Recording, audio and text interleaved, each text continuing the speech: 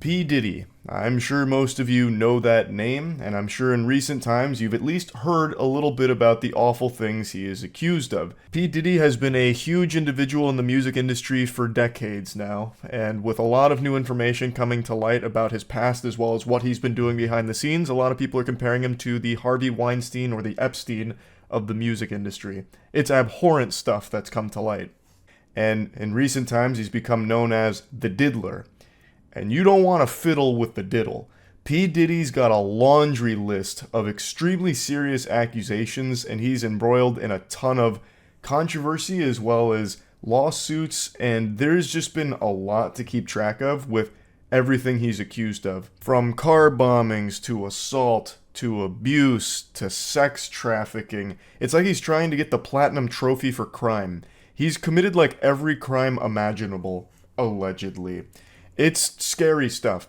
And like I said, there's been so much that I imagine a lot of you aren't even aware of all of it. But luckily, Jackson, Windigoon, and myself did all the heavy lifting and compiled all of the information about everything he's accused of into our Red Thread episode covering P. Diddy. I'll drop a link to the full episode in the description, but for this one, I'm just going to give you all of the most pertinent information concerning the P. Diddy case. We're going to start with Cassie Ventura's case against P. Diddy. She was in a relationship with him for quite some time and suffered greatly as a result. It initially started with P. Diddy signing her to his record label, Bad Boy Records. He signed her for a 10-album record deal, which is a ton. 10 albums is more than probably most artists have ever put out. Unless you're someone that's just using AI-generated music, it's hard to just shit out 10 albums. That's a lot. Like, that's not small potatoes at all. You're fucking in there for like 30 years to make 10 albums, most likely. And it seems like from the very start, this was all just a ploy, a nefarious scheme from P. Diddy to get Cassandra to be with him. So immediately he started driving a divide between her and her boyfriend. He would leverage his power in the industry to just have control over her. And it's just a horrible, horrible situation. So on the 16th of November of 2023, P. Diddy's ex-girlfriend, Cassie Ventura, filed a lawsuit detailing a years-long series of abuse perpetuated on her by Diddy. Ventura claims that she was trapped in a cycle of sexual abuse, violence, and sex trafficking, listing that Diddy, A, raped Mrs. Ventura in her home after she tried to leave him, B, often punched, beat, kicked, and stomped on Miss Ventura, resulting in bruises, burst lips, black eyes, and bleeding. C, blew up a man's car after he learned that he was romantically interested in Mrs. Ventura. D, forced Mrs. Ventura to engage in sexual acts with male sex workers while masturbating and filming the encounters. Ran out of his apartment with a firearm in pursuit of a rival industry executive whom he learned was nearby. All right, never mind. He could have absolutely killed Tupac if he's doing shit like that. He's assassinating rival industry executives. Yeah. Yep. So for what it's worth, I don't know if you clarified, but the car explosion was actually Kid Cudi being the victim. So Kid Cudi's car exploded in his driveway, and P. Diddy is the one that's blamed for it. Cassie was in a relationship with producer Ryan Leslie from 2004 to 2007. It appeared from the start, however, that Diddy was interested in a relationship with Cassie. He started to push her away from Ryan and forced a divide between them. Diddy was in a long-term relationship with Kim Porter, which ended in 2007 due to his alleged infidelity. Even while in his previous relationships, Diddy would apparently not allow Ryan, her boyfriend, around, flirting with Cassie and forcing her to do drugs while she was in private with him. Cassie was young and impressionable, and Diddy flaunted his wealth, showing his ability to look after her or control her. Diddy had the ability to skyrocket Cassie's career, but in return, he seemed to have wanted her obedience and loyalty. She feared that rejecting him would harm her future career and album deal, so she eventually went along with his request. So just the like age-old manipulation tactic that all of these like Hollywood producers and all these executives have used time and time again. It's like you want to be famous, don't you? Yeah, you want to be famous. Just holding it over their head. Just some awful stuff. The stuff that started the Me Too movement, obviously. Harvey Weinstein, stuff like that. Obviously, just massive amounts of pervasive corruption that's kind of systemic in all those entertainment industries. And yeah, I'm not shocked at all that Diddy is one of them, the biggest proponents of it. Yeah, people using their power to get sex. Yeah. Casey decided to leave, prompting Diddy to repeatedly message her throughout the night, accusing her of leaving him high and alone. Imagine getting those kinds of messages and these actions from what is ostensibly your boss. Because he is. He's a boss. Come back, frowny face. Yeah. I'm all alone. You're just gonna leave me like this? I'm scared. Yeah. I'm high and I don't want to be alone. Why have you never messaged me like that, Charlie? The phrasing of that did seem kind of juvenile, accusing her of leaving him high and alone. I'll start sending you those text messages, Jackson, when I'm out, like at a bar. It's like, Jackson, I'm so lonely. Where are you? Why didn't you come? Why aren't you here? Where's my hug? Yeah, where's my hug? But it's a little funny that someone whose whole mantra is like, as a big, tough, and rumble rapper, part of the lawsuit is that he had a cuck fetish, you know? Yeah. I mean, that's how that always goes, right? I feel like we see that a lot with like these perceived powerful people, like strong guys. It's always like, well, you actually really like to watch me fuck other dudes in front of him. It happens all the time. Oh, yeah? Yeah, you think you're tough? You think you can take my girl? I bet you'd like to. Why don't you do it right now? Go. And there she is. You think you're so tough, huh? Why don't you fuck my girl? Oh, you think you're such a fucking tough guy, huh?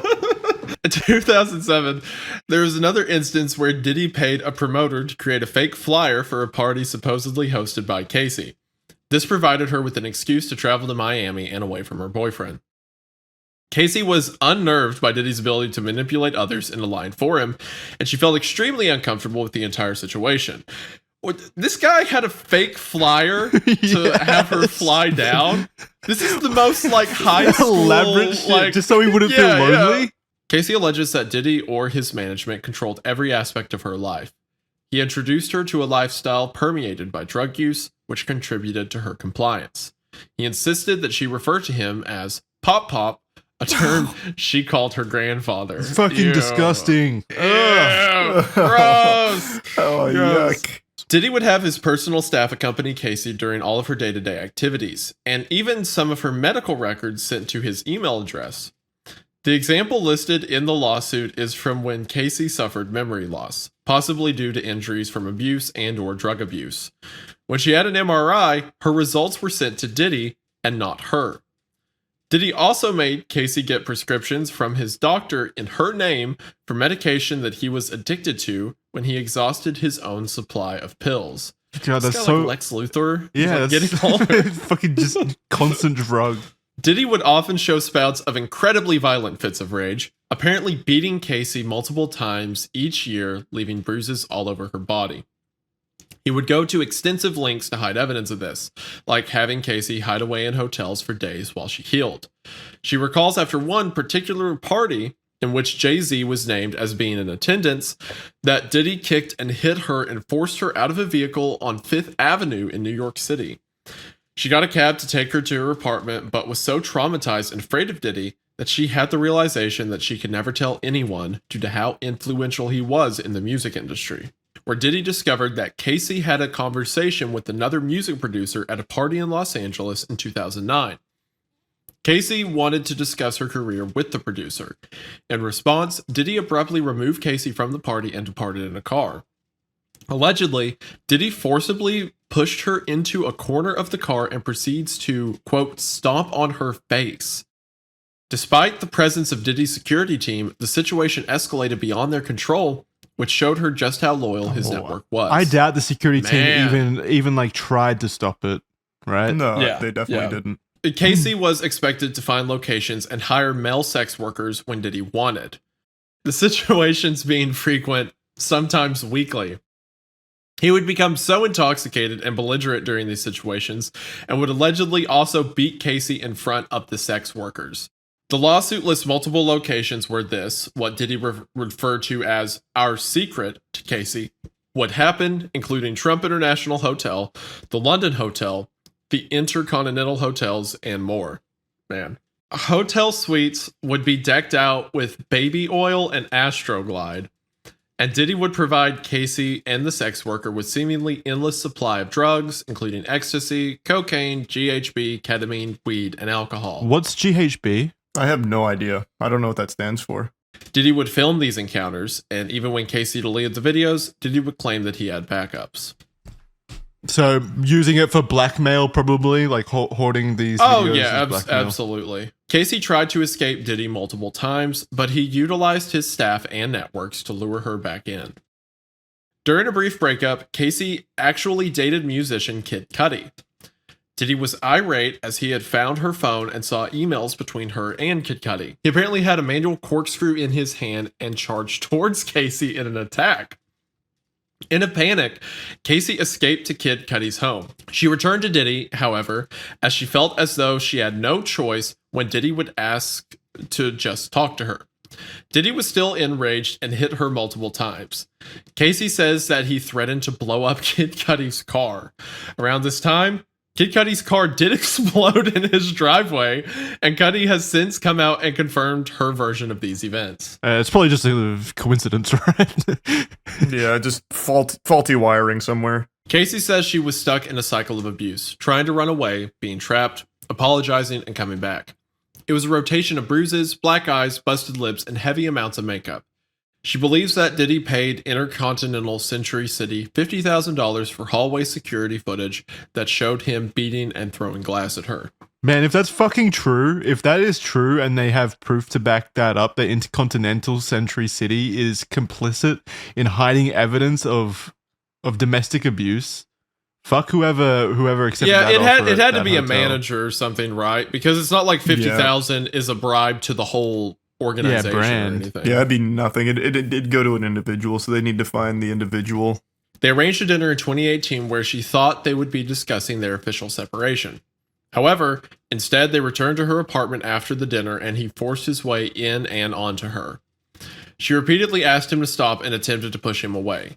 She was sexually assaulted and this left her traumatized and says she continues to suffer emotional distress. Just one day after the lawsuit was brought against Diddy, they settled outside of court. The terms of this were not disclosed, and Diddy's attorney in a statement made it clear that this was not an admission of wrongdoing. Cassandra's statement in this says, "I have decided to resolve this matter amicably on terms that I have some level of control. I want to thank my family, fans, and lawyers for their unwavering support." And Diddy's statement says, "We have decided to resolve this matter amicably. I wish Casey and her family all the best. Love." This next allegation is from a woman named Liza Gardner. On November 24th of 2023, another lawsuit was filed against Diddy and singer Aaron Hall. So it was a suit against two people by Liza Gardner for battery, sexual assault, and negligent infliction of emotional distress. The lawsuit was filed within the time frame of the Adult Survivors Act and details an event that happened in 1990.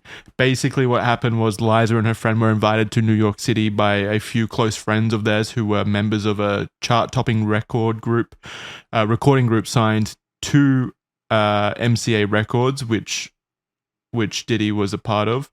Liza was from North Carolina at the time. She recounts that they met up with Diddy and Aaron at the offices of MCA Records where an event was being held at the time. Diddy and Aaron were very flirtatious and offered rounds of drinks all throughout the night. So remember, this is in 1990, so this is a long time ago by this point. Diddy and Aaron extended an invitation to Liza and her friend to join them at Aaron's apartment for an after party. There, Liza alleges that she was offered additional drinks and coerced into engaging in sexual activity with Diddy. Following the assault, Aaron allegedly barged into the room and proceeded to assault her as well. After the ordeal, Liza hastily dressed and fled the apartment with her friend following closely behind. And when they were speaking to each other afterwards, they kind of recounted their experiences and a lot lined up, suggesting that both women had been exchanged between both Aaron and Diddy.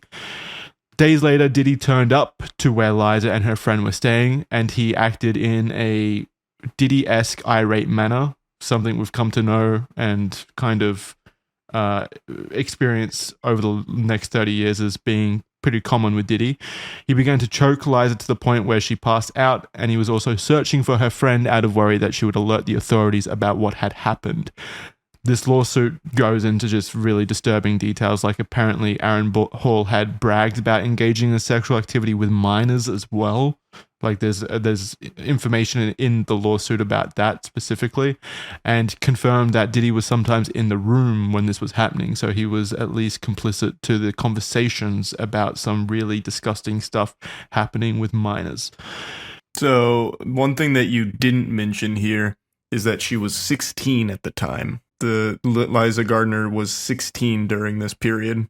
Okay. Yeah, that sounds about right. I don't know why that wasn't in there. It's awful. Yeah, I double checked it, and according to NBC, the amended complaint filed by Gardner on Tuesday, which was like a week ago, obtained by NBC, said she was 16 at the time, thus too young to consume alcohol or consent to sex. So that's in the amended lawsuit? Maybe that's why I didn't see it. Yeah, this is that might be why it's not there, because I remember seeing that headline, and the fact that it wasn't there, I just thought it was important to mention as well. Yeah, so maybe you just missed it because this is pretty brand new. Charlie, you can take the next one. Sure. This next one is Dickerson Neal versus Combs. On the 23rd of November 2023, a lawsuit was filed against Diddy, Bad Boy Entertainment, and Combs Enterprise LLC by Joy Dickerson Neal for suffering as a result of being drugged, sexually assaulted, and abused and being the victim of revenge porn. The lawsuit was filed within the time frame of the New York Adult Survivors Act, same as Liza Gardner's. Joy was a student at Syracuse University studying psychology. She was looking to make a step into the music industry and also worked many odd jobs in the industry, such as a receptionist at a renowned talent agency and as a location scout. When they met, Diddy made several advances on Joy, but she had heard that he had a reputation of treating women badly and rejected him every time. So he already had that reputation. Yeah, and this was in 1990. Yeah, before he even had like his massive amount of fame to his name. Fucking Christ. In January 1991, she eventually agreed to meet Diddy in New York, but she chose the Wells restaurant in Harlem as she was reluctant and knew the employees there. During the evening, she started to feel more comfortable. They were sharing drinks and food, and she made a point to say that there was a period of time that she went to the bathroom and she left her drink unattended. Didn't want the date to end, and invited her to run errands with him. And once they were in the car, he brought out a blunt. Originally declining, Joy felt pressured to take a hit, and Diddy told her he would have her home with enough time to study. After this, Joy says her memory is incomplete. She remembers feeling rubbery in the legs and being unable to stand, and he brought her to a music studio. Then she recalls being outside of where Diddy was staying, possibly thinking that it was his house, but an acquaintance of both of theirs answered the door. Once inside, she was sexually assaulted, and due to being drugged, was unable to fight Diddy off. She says that the day after, she was in so much pain in a way she had never felt before, and held a lot of embarrassment and shame. This resulted in her not going to the hospital or reporting the incident, instead seeking safety in her apartment. Devontae Swing, a member of the group Jodeshi, would inform Joy a few days later that Diddy had filmed himself assaulting her and showed him and others the video. She was horrified to hear that everyone had seen it and that it would haunt her for the rest of her life. Joy recalls that Devontae wanted to speak up about it, but was scared that the band would lose their record deal as they were in the midst of recording their album Forever Lady. Holy shit. So they saw this video, still didn't do anything about it, and he is bragging about assaulting her and filming it. Well, not just bragging about it, they showed the video. Yeah. They was just willingly showing these to people in the industry. Again, it's just... And the dude's like, sorry, we've got like this whole deal worked out, you know? Yeah, so like I saw you get sexually assaulted and shit. That video was brutal, but we're recording Forever Lady now, so if you could just tough it up till that's done. Every single time these situations happen where someone gets away with like decades of like assault and abuse and rape and stuff like that, it's always because there were 100 people who were like, yeah, but that didn't want to make things weird. Yeah. Yeah, we just had so much going on that was in jeopardy if I was to report this. It's like, I mean, is it that urgent? Do I need to report it? We're doing great on iTunes. Record? I don't want to kill that momentum or anything. Yeah. What's that fucking saying that's always overused about how like the only the one thing that lets bad people do bad things is evil prevails when good men do nothing. Yeah, something like that. That's the Call of Duty quote that comes up when you get killed in COD 4. I'm pretty sure it's a Churchill quote originally, but yeah, it gets used everywhere. It's true though. Like so many situations here could have been prevented if the people witnessing these events had put aside their ambitions, their goals, their fear of them being like targeted by Diddy, and instead done the correct thing and alerted the authorities about just the troubling stuff. This is 1991. You could have stopped Diddy before he ever even spiraled even more out of control. He wasn't like, even that. Ended. He was successful, of course. I'm not gonna claim that he wasn't and that he didn't hold some level of power. But he wasn't Diddy, the multi-billionaire, well, the billionaire media mogul, like empire creator that he is now. Like it would have been way more possible back then. I also just don't understand because like I feel like you gain so much more by being the one to blow the lid off it, right? Like now, this band or this group, no. I'm not even familiar with, and they were so excited for this album that I don't know. But I probably would know them if this was the group that led to him going to jail for these kind of things and stopping him. Like they would have had so much more success. I don't think back then, but now, yeah. Like in current year where everyone's so connected and like the allegations and stuff like that gets a lot more screen time and people taking it seriously. But back then, all it would have taken was like P. Diddy saying like "no you" or something, and then like now they're shunned and no one believes them. Yeah, I guess that's true. Maybe back then it would have been different. Joy had tried to file reports against Diddy and had even allegedly spoken to several prosecutors with the intention of pressing charges. But members of the law enforcement told her that she needed witnesses or people who had experienced similar assaults. People around her were terrified to speak up against Diddy, as he was powerful and could ruin future opportunities. He was also known to be violent, and they seemingly did not want to be at the other end of his anger. God damn it. This is Lil Rod. On 26th of February 2024, a lawsuit was filed against Diddy, his son Justin, multiple members of his staff, and Chalice Recording Studio, Love Records, Motown Records, Universal Music Group, Combs Global Enterprises, and more by Rodney Jones. Rodney Jones, or Lil Rod, was a former producer and videographer for Diddy. He worked on 9 songs on Diddy's album Love from September 2022. Oh, I put all that together. He worked on 9 songs on Diddy's album Love from September 2022 to November 2022. I thought that was the name of the album, Love from September 2022. I was like, what the fuck is that name? The album name is Love from September 2022 to November 2023. A very specific period of time of love for Diddy. Great year of loving, I suppose. But yeah, so he worked on that album, 9 songs for Love. And he lived with Diddy for months at a time. Lil Rod is said to have many witness statements, video, audio records, and images which corroborate his complaint. Apparently, Diddy required Lil Rod to film him all the time. And on which is a great idea. Which is a great idea if you're committing crimes constantly. Like fucking crimes. Yeah. Hi, I'm Diddy. Welcome to Jackass. Make sure you film this. What a fucking idiot. Of course, it's not idiocracy though, it's confidence. That's what's annoying about this to me is he's not an idiot. Well, he is, but he's not an idiot in this way. He's just extremely confident that he's not going to be caught and no one will care. That's what's so annoying. It's his ego. Yeah. So on several occasions took his phone and recorded himself. So he started vlogging his own shit too. Yeah, great. This has resulted in hundreds of hours of footage and audio recordings of Diddy, his staff, and guests engaging in illegal activity. Lil Rod claims to have irrefutable evidence of the acquisition, use, distribution of ecstasy, cocaine, GHB, ketamine, marijuana, and mushrooms, the displaying and distribution of unregistered illegal firearms, case 124CV 01457, document 1 filed on 2/26/2024.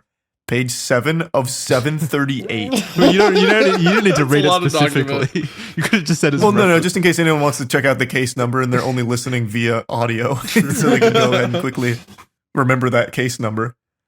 Mr. Combs providing laced alcoholic beverages to minors and sex workers at his home in California, New York, the U.S. Virgin Islands, and Florida. Man, they got him in 4 different places, handing out beer to kids. Keep in mind, he wanted all of this documented. Him lacing alcoholic beverages and giving them to minors and sex workers at his homes. Do you think he was doing it to like jerk off to it, like he was proud of what was happening, or was he actually like gonna use it in promotional footage or something? You think he's jerking off to videos of him hanging out with his friends and stuff?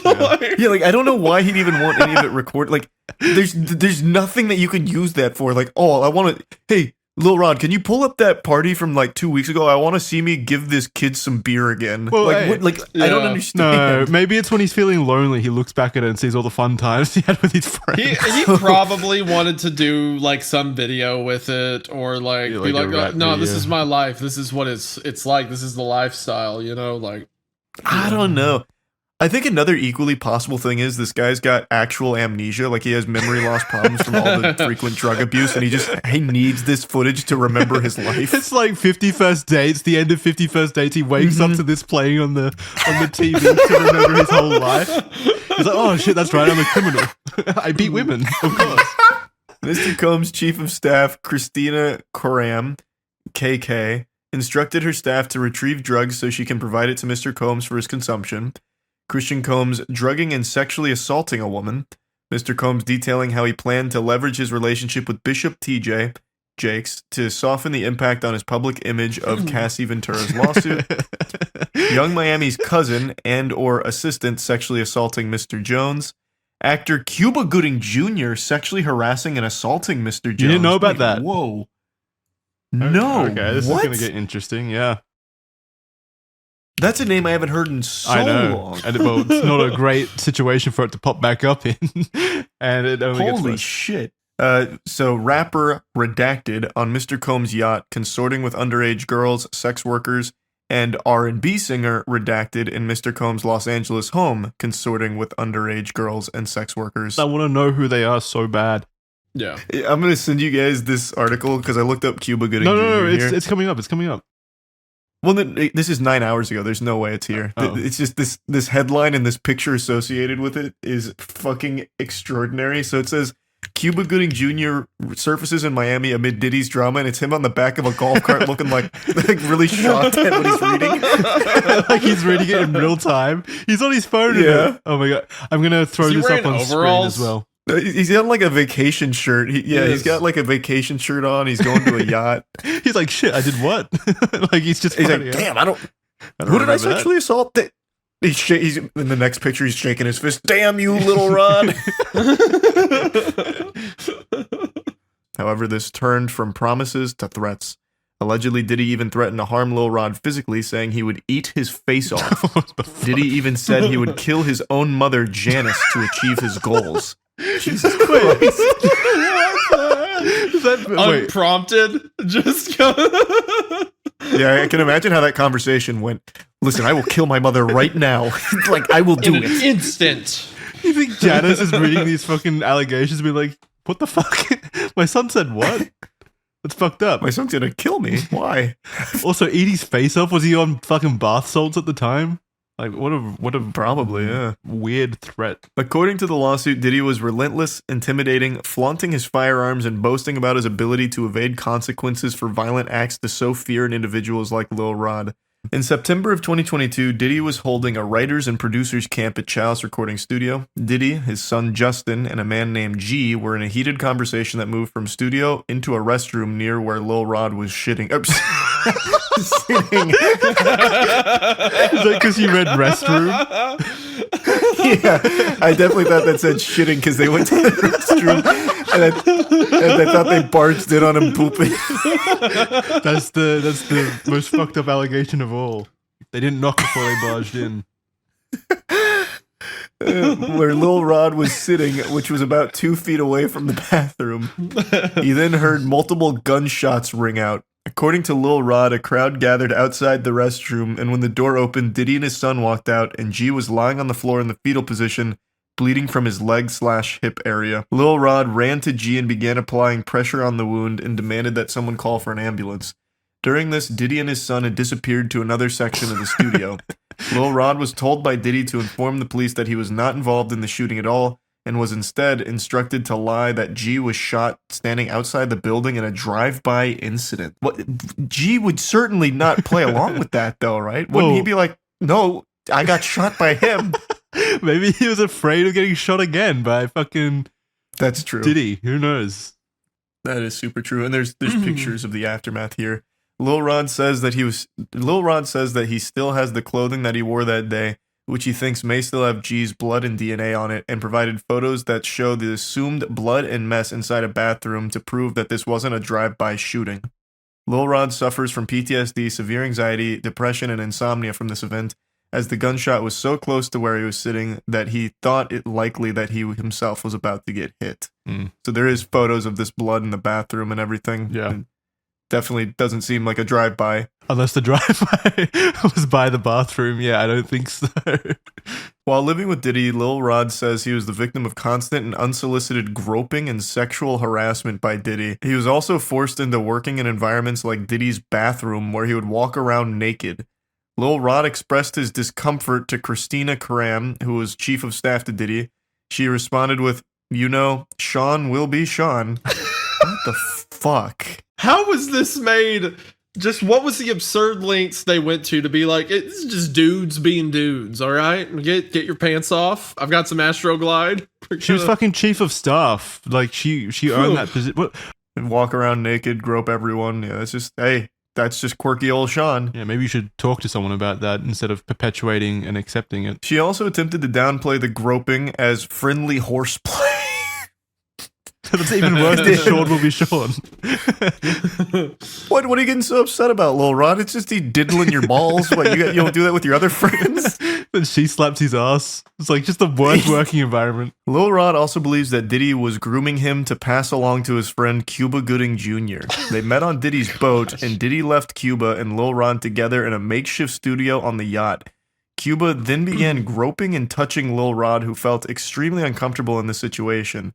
Apparently, Cuba did not stop until Lil Rod actually pushed them away. Lil Rod says that he was often forced to solicit sex workers. Diddy would also want him to perform sex acts at his pleasure. Another incident on Thanksgiving saw Diddy asking Lil Rod to solicit sex workers from Booby Trap on the river in Miami. Shout out. Did he actually provide? I think it's Booby Trap on the river. Oh, that's the whole name of it? I think so. Like, is there only one river Booby in Trap Miami? on the river? Yeah, I think. I have no idea. I've never heard of that. You've never been? But anyway, Diddy provided Lil Rod with a bad boy baseball cap and forced him to wear it at the venue. It was a signal to sex workers that Diddy was in town and Lil Rod has been sent by him. Oh my god. They have their own code. Diddy's That's like a Squire sock is on the here. door. Lil Rod did not want to do this, but was intimidated by Diddy and felt forced to. He felt Diddy had some level of power and influence over him. In February 2023, Diddy compelled Lil Rod to bring sex workers back to his home. Here, Lil Rod believes that he was drugged by Diddy. He woke up naked and confused in bed with 2 sex workers and Diddy. He recalls wandering around the house naked aimlessly. Fucking Bro, Christ. what the heck? Yeah, he also details that Diddy hosted a listening party at his home in July of 2023, and the party consisted of his son Justin, a redacted R&B artist, sex workers, and underage girls. Apparently, at least 5 of the girls were under the age of 16, and Diddy forced all of the women to drink DeLeon liquor laced with what Lil Rod believes was ecstasy. No IDs were checked at this party, and Lil Rod says he felt uncomfortable and attempted to leave, but Diddy forced him to stay. Lil Rod says that there were many people of power that attended these sponsored events and listening parties at Diddy's home that should or would have known that the underage girls were present. Apparently, there were specific bottles of alcohol that were only for females and certain bottles only for himself, staff, and friends. That is fucking abominable. Yeah, it's one of the worst allegations so far. Because if this is happening, I mean, it has to happen frequently, right? It's just, there's so many people involved. He's got his own code language, so this is definitely frequent. Oh, yeah, true. Like the baseball cap. Lil Rod also witnessed Christina Karam order all assistants to keep Diddy high off gummies and pills and made everyone from butlers to housekeepers walk around with packs filled with multiple types of drugs, so it was readily available if he asked. Has he ever been sober? It doesn't sound like it. She made Lil Rod carry around a drug pouch on multiple occasions. Another shocking allegation made in this lawsuit was that Diddy has hidden cameras in every room in his house, which I 100% believe. Yep. So my guess is that Stevie J video came from one of Diddy's listening parties where he started doing whatever was on that video that he secretly He's clearly recorded. got like a bunch of footage of all these powerful people, and that's probably why Stevie J went to bat for him against Lil Rod. So Lil Rod believes that Diddy has incriminating videos of important celebrities, music label executives, politicians, and athletes without their knowledge and in compromising acts. So anyway, the quote from this is, "I have never seen any lawyer in any pleading in any court accuse people in companies of criminal conduct without the slightest basis, and then try to file an amended pleading completely jettisoning every allegation underpinning the original claims and substituting completely different and Jesus Christ, can someone pronounce that for me? Irreconcilable. Thank you. Allegations to support the very same claims." So that's from Universal Media Group's or Music Group's lawyer representation. So they're claiming that because the lawsuit was amended, this is clear, irrefutable proof that some tomfoolery is going on and such. So I don't know if that. I mean, there's fucking photo evidence and apparently hours and hours and hours of footage evidence of all the stuff that Lil Rod is talking about here. I mean, throughout the document, I've got the pictures here. So it doesn't seem like it's just made up to me. Plus, there's a history that you can pull from the other lawsuits and the other victims of Diddy. So many people talk about it. And that brings us to the next thing, which is something that happened very recently. So on Monday, the 25th of March, 2024, authorities from the US Department of Homeland Security conducted raids on Combs' 2 residences situated in Miami and Los Angeles as part of a federal investigation into sex trafficking.